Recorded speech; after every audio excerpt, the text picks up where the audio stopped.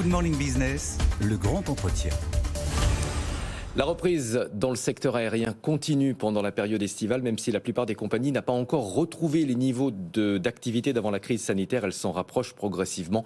On va en parler avec Marc Rochet, président d'Air Caraïbes et de French Bee. Bonjour. Bonjour. Merci d'être avec nous. D'abord, quelques mots avant de parler de la reprise sur cet incident qui, la semaine dernière, a perturbé l'aéroport d'Orly, au sud de Paris.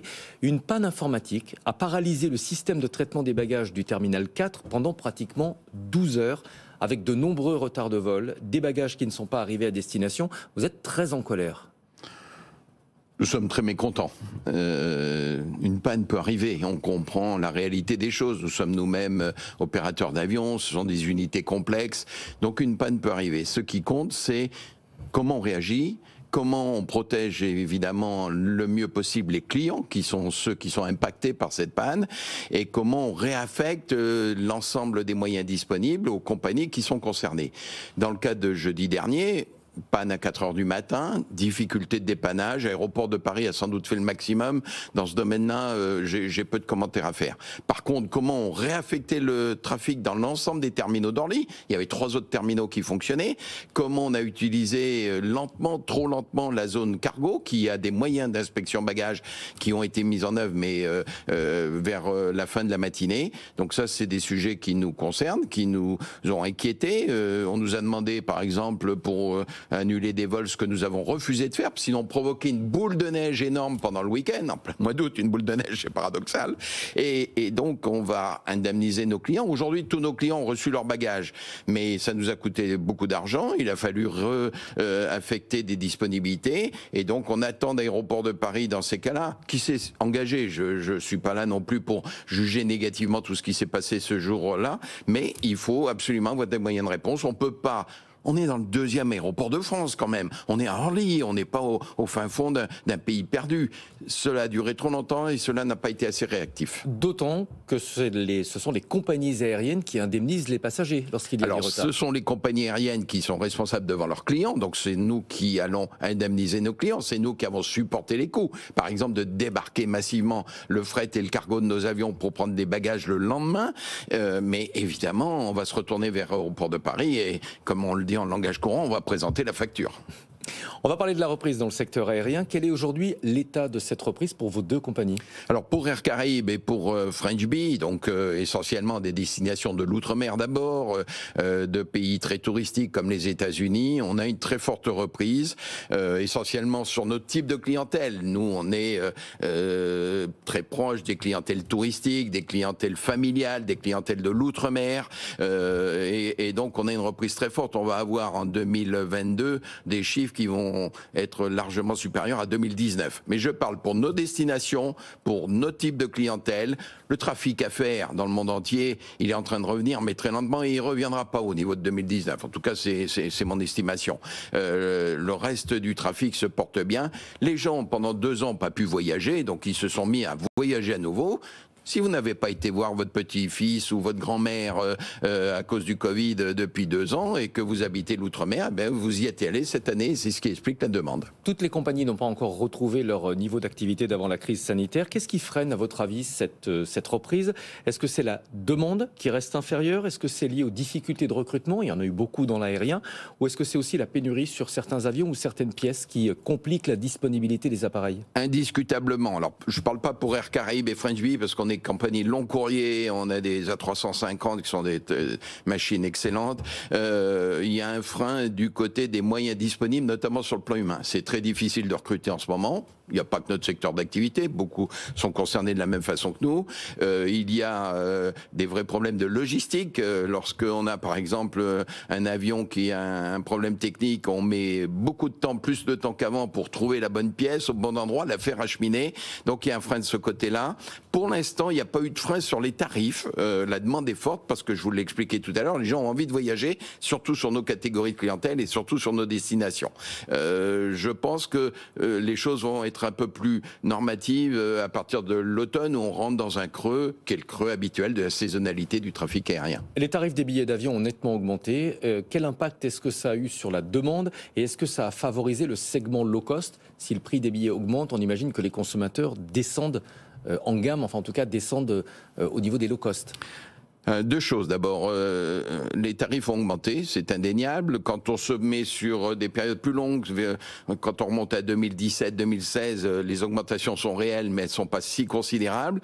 Nous sommes obligés de répercuter les coûts, par exemple du carburant, qui reste un poste très élevé. On est aussi progressivement en train de nous expliquer que l'avion, c'est pas assez cher et que le train... C'est pas le train qui est trop cher, c'est l'avion qui est Oui, pas c'est le assez. train qui est trop cher. Bon, on connaît tous le modèle de gestion de la SNCF. Et on voit arriver de nouvelles charges. Le ministre des Transports s'est clairement exprimé là-dessus. Il faut taxer l'avion pour financer la SNCF. Je trouve ça extrêmement discutable, y compris pour l'intérêt de nos clients, surtout ceux qui habitent outre-mer.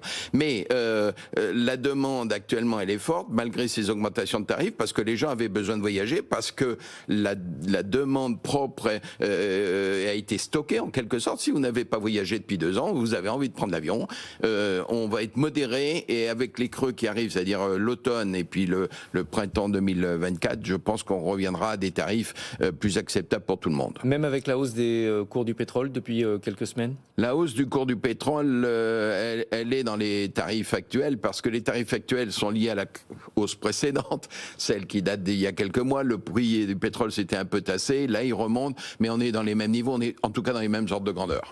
La transition écologique, est-ce que vous avez l'impression que la honte de voler, vous savez, ce mouvement qui a été né en Suède, est en train de s'étendre un peu plus dans la société, avec peut-être l'idée qu'il faudrait limiter le nombre de vols qu'une personne peut faire dans sa vie? C'est notamment Jean-Marc Jancovici, ingénieur, conférencier, qui a développé l'idée qu'on devrait peut-être limiter à 3 ou 4 vols dans une vie.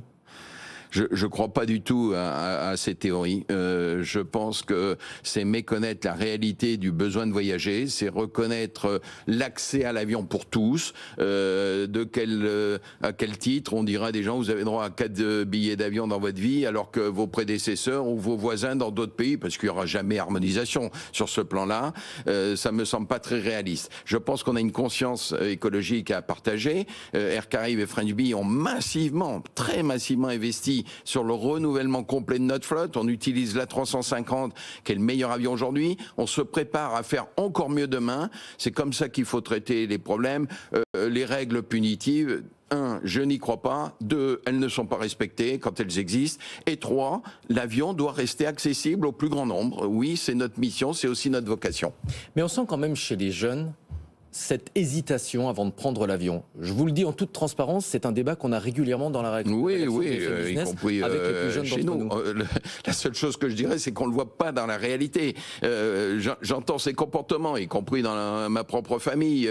Il peut y avoir des débats là-dessus. Ça ne se traduit pas en matière de comportement. Maintenant, qu'il faille faire des choses plus raisonnées, plus normales, ne plus faire certains excès, oui, c'est peut-être pas une bonne idée d'aller passer un week-end en avion toutes les semaines pour sillonner l'Europe et rester 24 heures dans une capitale européenne, aussi intéressante soit-elle. Mais l'essence même du transport aérien doit être de respect accessible au plus grand nombre. L'actualité, c'est également le groupe Caire, propriétaire d'Air Guyane Express et de Air Antilles Express, qui a été placé en liquidation judiciaire la semaine dernière avec poursuite de l'activité pendant 2 mois. Est-ce que vous êtes intéressé par la reprise de ces 2 compagnies? Nous ne sommes pas, je pense, intéressés par cette reprise. D'abord parce que ces entreprises qui ont finalement été jusqu'au dépôt de bilan ont sans doute été, on va dire, pas très bien gérées, et pour pas dire plus, vont laisser au dos du contribuable, d'ailleurs, une ardoise, pour reprendre une expression triviale, assez sévère. Ces compagnies auraient dû être restructurées bien plus tôt. L'État aurait peut-être pas dû laisser faire. Par contre, nous ne souhaitons pas nous investir dans un secteur qui est plus tout à fait le nôtre. On a une activité régionale aux Antilles avec nos ATR, mais c'est pas notre cœur de métier maintenant. On aura par contre, je le dis clairement, une attitude bienveillante sur tout ce qui est reprise. Si un nouvel investisseur, sans doute plus modeste, sans doute plus raisonnable, venait à prendre le pari de prolonger cette activité, sans doute avec moins d'avions et sans doute avec moins de personnel, on aura un comportement tout à fait correct et décent, parce que la concurrence a du bon, et on n'est pas pour les situations de monopole. Donc vous n'êtes pas intéressé par la reprise? Sur la reprise, a priori pas.